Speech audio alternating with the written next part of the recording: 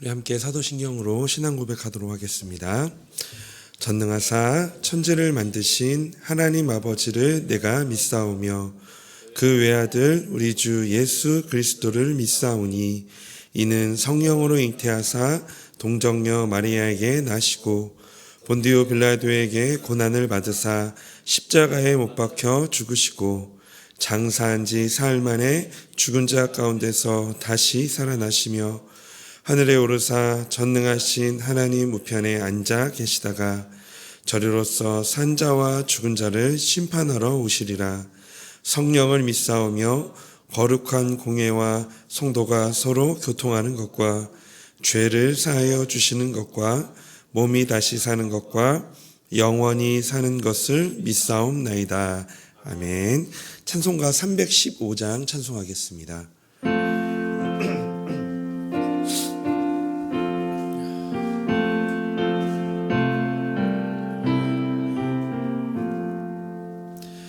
내 주 되신 주를 참 사랑하고 곧 그에게 죄를 다고 합니다. 그는 은혜를 주신 내 예수시니 이전보다 더욱 사랑합니다. 주 날 사랑하사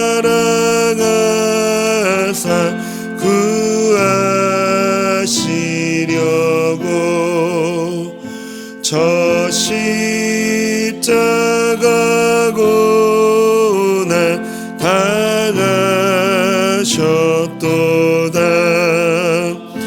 그가 시관 쓰신 내 주 배우니 이전보다 더욱 사랑합니다. 내 평생에 힘쓸 그 큰 의무는 주 예수의 덕을 느끼림이다. 숨질 때라도 내 할 말씀이 이전보다 더욱 사랑합니다. 큰 영광의 구주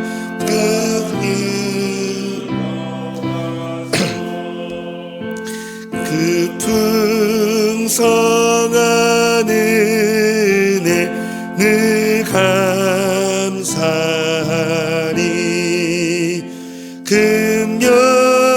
금연유관 쓰고 나 찬송할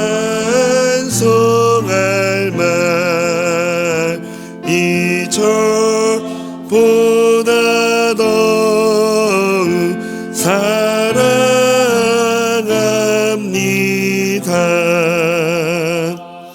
아멘. 우리 하나님 말씀 함께 보겠습니다. 오늘 하나님 말씀은 열왕기하 16장 1절부터 9절까지의 말씀입니다. 열왕기하 16장 1절부터 9절까지의 말씀, 우리 한 절씩 교독하도록 하겠습니다. 르말레아의 아들 베가 제17년에 유다의 왕 요담의 아들 아하스가 왕이 되니, 아하스가 왕이 될 때에 나이가 20세라 예루살렘에서 16년간 다스렸으나 그의 조상 다윗과 같이 아니하여 그의 하나님 여호와께서 보시기에 정직히 행하지 아니하고 이스라엘의 여러 왕의 길로 행하며 또 여호와께서 이스라엘 자손 앞에서 쫓아내신 이방 사람의 가증한 일을 따라 자기 아들을 불 가운데로 지나게 하며 또 산당들과 작은 산 위에 푸른 나무에서 제사를 드리며 분향하였더라. 이때에 아람의 왕 르신과 이스라엘의 왕 르말리아의 아들 베가가 예루살렘에 올라와서 싸우려 하여 아하스를 애워쌌으나 능히 이기지 못하니라. 당시에 아람의 왕 르신이 엘랏을 회복하여 아람에 돌리고 유다 사람을 엘랏에서 쫓아내었고 아람 사람이 엘랏에 이르러 거기에 거주하여 오늘까지 이르렀더라. 아하스가 아수르 왕 디글랏 빌레셀에게 사자를 보내어 이르되 나는 왕의 신복이요 왕의 아들이라. 이제 아람의 왕과 이스라엘 왕이 나를 치니 청하건대 올라와 그 손에서 나를 구원하소서 하고 아하스가 여호와의 성전과 왕궁 곳간에 있는 은금을 내어다가 아수르 왕에게 예물을 보냈더니 함께 읽겠습니다. 아수르의 왕이 그 청을 듣고 곧 올라와서 다메섹을 쳐서 점령하여 그 백성을 사로잡아 기르로 옮기고 또 르신이 죽였더라. 아멘. 오늘은 이 유다의 왕 아하스의 삶을 통해서 우리 함께 영적인 교훈을 얻으려고 합니다. 아하스는 유다의 12번째 왕으로 16년 동안 예루살렘을 다스렸습니다. 그러나 그는 이 다윗의 후손이었음에도 불구하고 이 하나님 앞에서 악을 행하며 우상 숭배에 깊이 빠졌습니다. 그의 통치 기간 동안의 이 행적들은 다윗의 후손, 하나님이 세우신 이 왕이라는 자신의 정체성을 잃어버린 듯합니다. 1절에서 4절의 말씀을 보면 아하스는 북이스라엘의 여러 악한 왕들처럼 이방의 풍습을 따라 행했습니다. 특히 자녀를 제물로 바치는 이 몰렉신에 숭배하면서 자기 아들을 불 가운데로 지나가게 하였습니다. 이는 하나님께서 가증하게 여기시는 행위로 철저히 금지되어 있는 것이었습니다. 또한 아하스는 산당과 여러 곳에 이방신을 위한 제단을 세워서 분향하면서 이 유다 전역에 우상 숭배를 퍼뜨립니다. 이로 인해 그는 유다 백성의 영적인 타락을 심화시켰습니다. 그리고 국가적인 외세의 침략이 있었을 때 하나님을 의지하지 않고 이방 나라 아수르를 의지하여서 그에게 충성을 맹세하였고 또한 성전과 왕국에 음과 금을 다 모아다가 그 아수르 왕에게 바칩니다. 아하스의 이러한 외교적인 선택은 일시적으로는 문제를 해결했지만 결국 유다의 자주성을 잃게 만들었고 아수르의 영향력 아래에서 굴복하게 하였습니다. 이뿐만이 아니라 이 다메섹에서 아수르 왕을 만나고 그곳에 본 이방 제단을 모방하여서 하나님의 성전을 훼손하고 구조를 변경하여 하나님의 예배와 질서를 파괴합니다. 이것은 그가 하나님을 완전히 무시하고 이방신을 따르는 모습을 보여줍니다. 이처럼 아하스의 통치는 자신이 하나님의 택하신 나라요 백성이며 하나님이 세우신 왕이라는 사실을 잊어버리고 하나님을 떠나 세상의 방법과 이방신을 의지할 때 어떻게 영적인 파멸과 국가적 혼란이 찾아오는지를 잘 보여줍니다. 그는 자신의 힘과 외교적인 수완으로 문제를 해결하려고 하였지만 하나님을 외면하고 불순종함으로써 유다 왕국의 정체성을 잃어버리게 하였고 더욱 큰 어려움에 빠지게 하였습니다. 오늘날 우리도 삶에서 하나님 대신 세상적인 힘이나 방법에 의존하고자 할 때가 있습니다. 그때의 기억을 우리가 돌아보면 아마도 우리가 그리스도인임을 잠시 잃어버리는 순간이었을 것입니다. 그리고 나서 정신을 차려보니 신앙에서 너무 멀리 와 있는 우리 자신의 모습을 볼 때 자신의 모습 때문에 자책할 때가 있지는 않으셨나요? 오늘도 늘 삶에서 오늘 이 본문의 아하스의 실수를 되풀이하지 않도록 우리는 주의해야 할 것입니다. 그렇다면 우리가 세상의 힘과 때로는 문화 앞에서 그리스도인의 이 정체성을 지키려고 할 때에 주의할 것이 무엇인지를 좀 두 가지로 함께 살펴보고 오늘 기도하기를 원합니다. 첫 번째는요, 바로 두려움을 선택할 때 우리는 실수를 하게 된다는 겁니다. 이것을 우리가 주의해야 합니다. 두려움은 우리를 믿음의 길에서 벗어나게 만듭니다. 위기 상황에서 두려움은 우리의 판단을 흐리게 하고 하나님이 아닌 다른 곳에서 답을 찾게 만듭니다. 아하스는 아람 왕 르신과 이스라엘 왕 베가가 유다를 공격하자 큰 두려움에 빠졌습니다. 이러한 위기 상황에서 아하스는 하나님께 도움을 구하기보다 아수르 왕에게 도움을 청합니다. 그는 아수르 왕에게 이렇게 말합니다. 열왕기하 16장 7절 말씀입니다.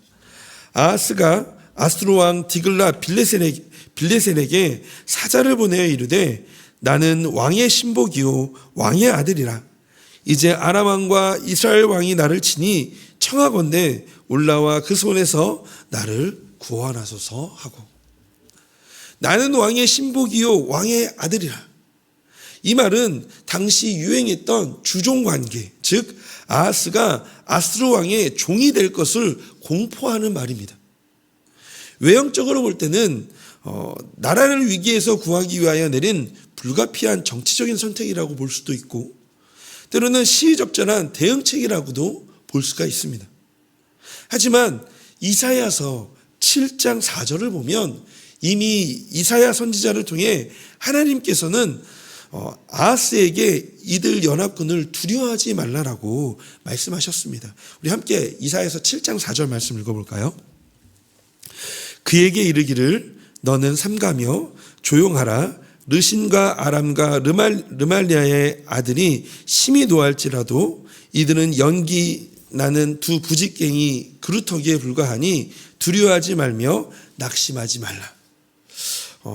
이렇게 선지자를 통해 주신 하나님의 말씀에도 불구하고 아하스가 아수르 왕을 의지하고 그에게 사신을 보낸 것과 또한 아수르 왕의 종이 될 것을 선언하는 것은 자신의 정체성을 잃어버리고 자신이 하나님의 나라의 백성임을, 하나님의 세우신 나라임을, 하나님이 보살펴주고 있는 나라임을 잊어버리고 현재 눈에 보이는 두려움에 쌓여서 하나님의 말씀을 불신하고 눈에 보이는 힘 있는 사람을 의지하는 아하스의 실수와 믿음 없음을 보여주고 있습니다.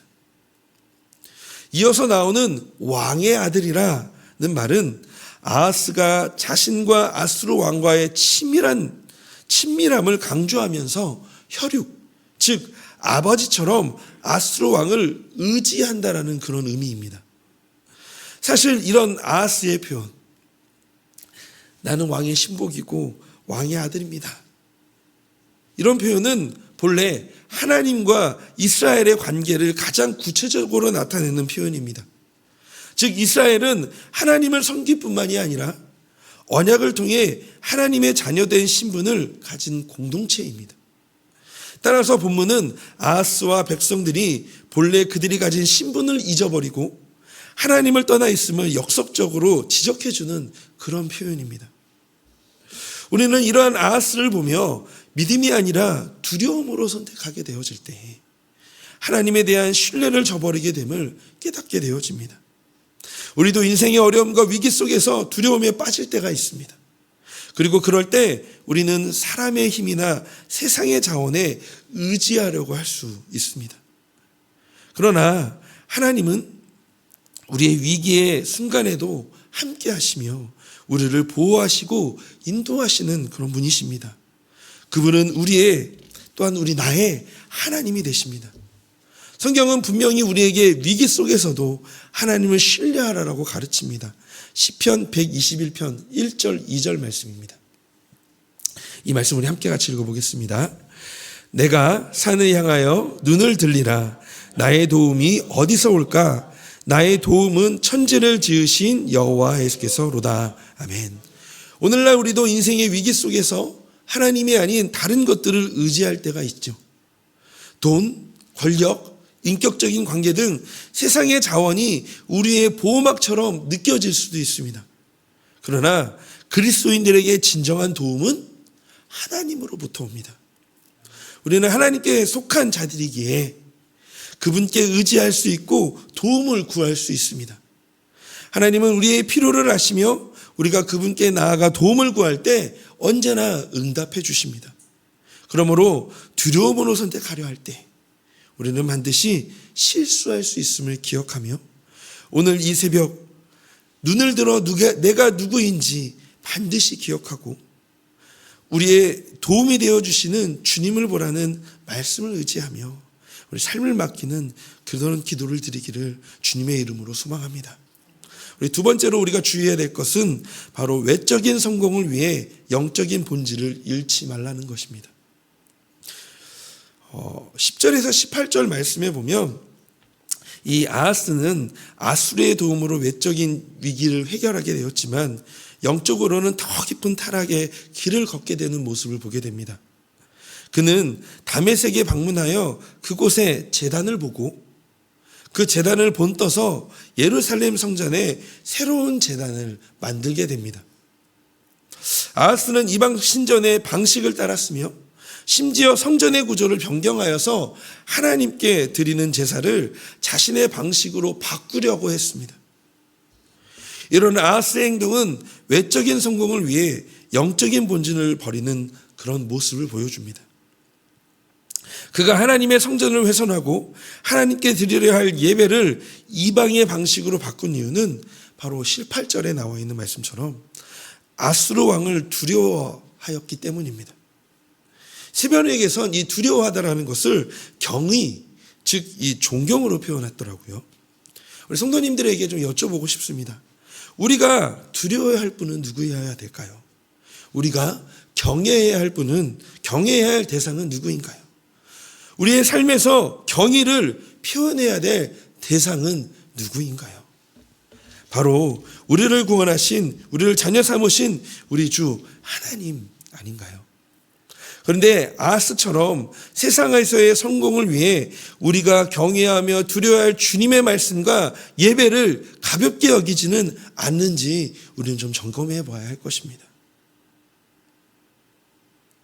예를 들어서 우리 자녀들의 성공을 위해 신앙에 대한 부분에 있어서 눈 감아주고 있는 부분은 우리는 없을까요? 또 우리가 성과를 내야 하는 상황에서 타협하지 말아야 할 것을 타협하는 부분은 없을까요? 이 세상의 가치관은 때로 우리의 신앙을 이렇게 흔들 수 있습니다. 더 많은 성공, 더 많은 영향력을 위해 하나님의 말씀을 타협하게 만드는 유혹이 올 수 있습니다. 그러나 우리는 영적인 본질을 잘 지켜야 합니다.